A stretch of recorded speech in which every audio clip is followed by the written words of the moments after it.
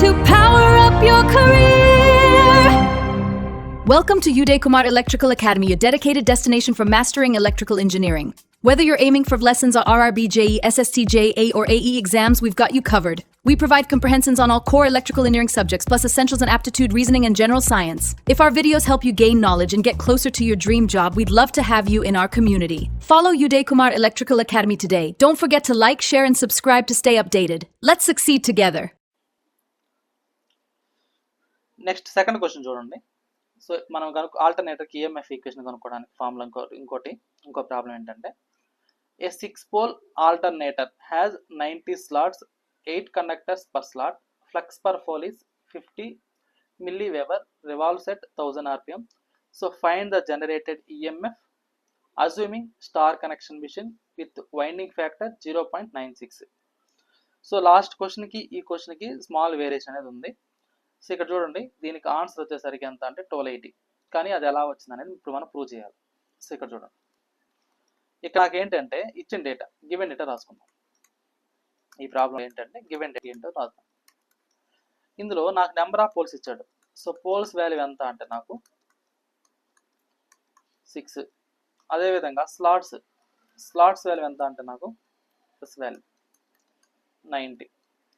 అదేవిధంగా conductors per slot అంటే ZSFXS, conductors per slot. So దీన్ని మనం ఎలా ఇండికేట్ చేసుకుంటాం, ZSFXSతో ఇండికేట్ చేసుకుంటాం. దీని value 8. Next flux per pole. So అంటే ఏంటి, పై వాల్యూ ఇచ్చాడు, ఫ్లక్స్ పర్ పోల్. సో దీన్ని ఎలా ఇండికేట్ చేసుకుంటాం, పైతో ఇండికేట్ చేసుకుంటాం. దీని వాల్యూ ఎంత అంటే నాకు 50 milliweber. సో దీని ఎలా రాసుకోవచ్చు మనం, 0.05 వెబర్గా రాసుకోవచ్చు. ఎందుకంటే 1 మిల్లీ అన్నప్పుడు 10⁻³ అన్నమాట. కాబట్టి ఇది స్మాల్ m అంటే ఏంటంటే మిల్లీ. సో కాబట్టి మనం ఎలా రాసుకున్నాం, 50 milliweber అన్నప్పుడు 0.05 వెబర్. ఓకే. నెక్స్ట్ దాంతో పాటుగా స్పీడ్ ఎంత దేంతో ఇండికేట్ చేసుకుంటాం, ఎంతో ఇండికేట్ చేసుకుంటాం. దీని వాల్యూ ఎంత అంటే 1000 rpm. దాంతో పాటుగా ఇక్కడ ఏంటంటే వైండింగ్ ఫ్యాక్టర్ ఇచ్చాడు, winding factor. So winding factor equal to ఎంత అంటే దీని వాల్యూ, దీన్ని K∗W ఇండికేట్ చేసుకుంటాం. సో మీకు ఇది ఈ టర్మినాలజీ కొత్తగా ఉంటుంది, చెప్తాం. సో వైండింగ్ ఫ్యాక్టర్ అంటే ఏంటంటే K∗W, ఇదంతా 0.96. ఏ టైప్ ఆఫ్ కనెక్షన్ అంటే ఇది స్టార్ కనెక్షన్. ఇది మనకి ఇచ్చిన డేటా. అయితే ఇక్కడ మనం కనుక్కోవాల్సింది ఏంటి, ఈఎంఎఫ్ అనేది కనుక్కోవాలి. సో కాబట్టి ఇప్పుడు మనం ఏం చేస్తారంటే ఈఎంఎఫ్ కనుక్కోవడానికి చూడండి ఫస్ట్ ప్రొసీజర్. సో ఫస్ట్ నాకు ఏంటంటే ఈఎంఎఫ్ ఈక్వేషన్ ఏంటి, నాకు జనరల్గా ఫార్ములా.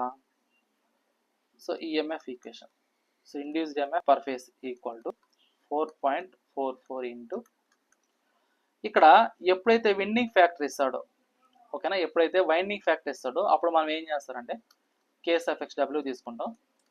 అదేవిధంగా ఫ్లక్స్ పర్ పోల్, అదే frequency into flux into, so number of turns per face, ఇలా తీసుకుంటాం అన్నమాట. ఓకేనా. ఇక్కడ వైండింగ్ ఫ్యాక్టర్ అంటే ఏంటి అంటే ఇట్ ఈస్ ద ఏదైతే మనం డిస్ట్రిబ్యూషన్ ఫ్యాక్టర్, పిచ్ ఫ్యాక్టర్ తీసుకున్నామో ఆ రెండింటిని కంబైన్ చేసినప్పుడు వచ్చే వాల్యూ ఇది, అంటే K∗W అంటారు దాన్ని. సో అదన్నమాట ఏంటది వైండింగ్ ఫ్యాక్టర్. సో ఇక్కడ ఫస్ట్ ఏం కనుక్కుంటామంటే మనం ఫ్రీక్వెన్సీ. సో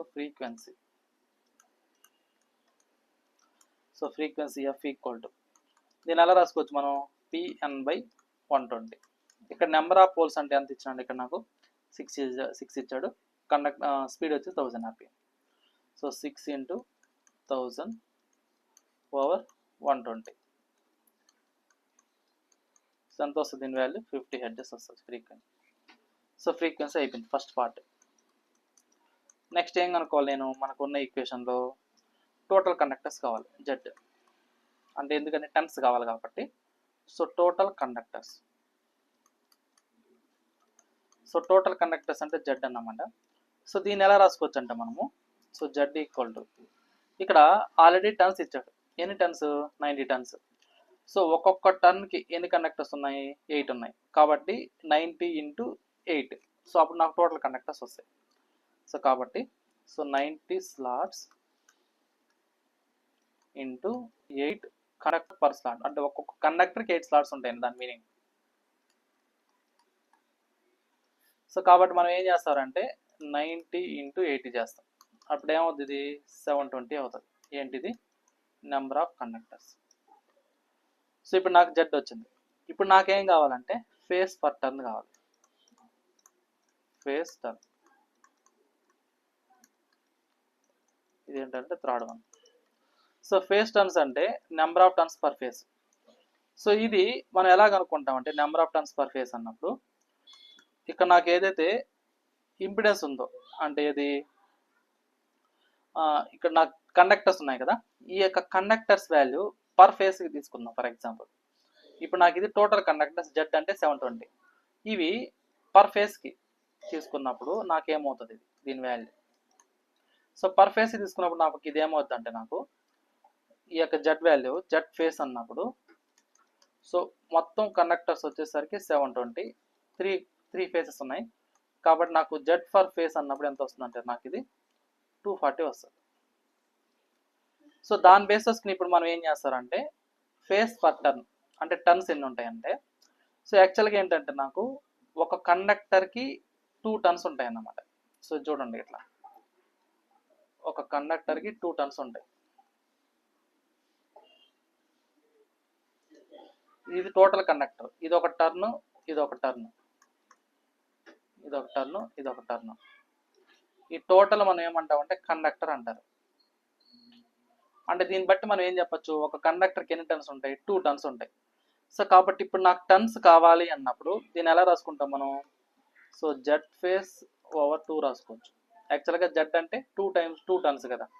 సో దీన్ని బట్టి జెడ్ ఈక్వల్ ఎలా రాసుకోవచ్చు మనం 2 టర్న్స్గా రాసుకోవచ్చు దీని నుంచి ఈ డయాగ్రామ్ బట్టి. కాబట్టి ఇప్పుడు నాకు టర్న్స్ కావాలన్నప్పుడు మనం ఏం చేస్తాం, నెంబర్ ఆఫ్ కండక్టర్స్ బై 2 చేస్తాం.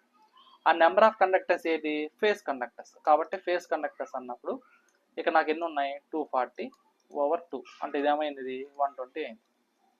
ఇదేంటిది, so number of turns per phase. So ఈ number of turns per phase వచ్చింది. ఇప్పుడు నాకేం కావాలా, ఇండ్యూస్డ్ ఈఎంఎఫ్ కావాలా.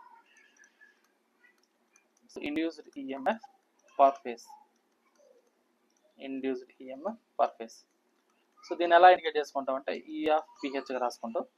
సో ఇప్పుడు నాకు induced EMF per phase equal to 4.44 into first ఏంటి winding factor.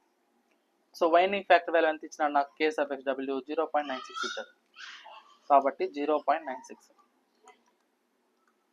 Into frequency value 50 Hz. అదేవిధంగా flux value, so flux value ఎంత ఇచ్చినాడు నాకు, సో ఇక్కడ నాకు ఫ్లక్స్ ఎంత 0.05, so 0.05 into next number of turns ఎన్ని వచ్చినాయంటే 120. సో కాబట్టి 120, so 4.44 winding factor, frequency, flux, number of turns.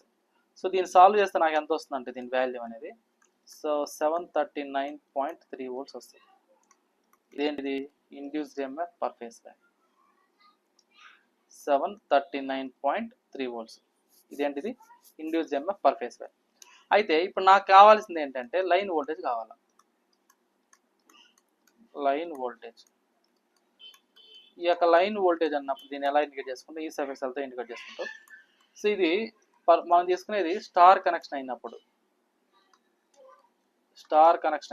దీన్ని ఎలా రాసుకోవచ్చు అంటే మనం line voltage equal to √3 times of phase voltage రాసుకుంటాం. సో కాబట్టి line voltage equal to, so √3 times of phase voltage ఎంత అంటే 739.3. సో అప్పుడు నాకు induced EMF in line voltage అన్నప్పుడు ఎంత వస్తుంది అంటే నాకు 1280 volts వస్తుంది. సో లైన్ వోల్టేజ్ ఎంత అంటే నాకు 1280 volts అన్నమాట. సో ఇది నాకు డైరెక్ట్గా మనకి ఏదన్నా ఇండ్యూస్డ్ ఈఎంఎఫ్ కనుక్కోమన్నప్పుడు ఒక ఆల్టర్నేటర్కి వైండింగ్ ఫ్యాక్టర్ ఇచ్చినప్పుడు ఎలా కనుక్కుంటామంటే ఇది మోడల్. క్లియర్ అందరికీ, ఏమైనా డౌట్ ఉంది?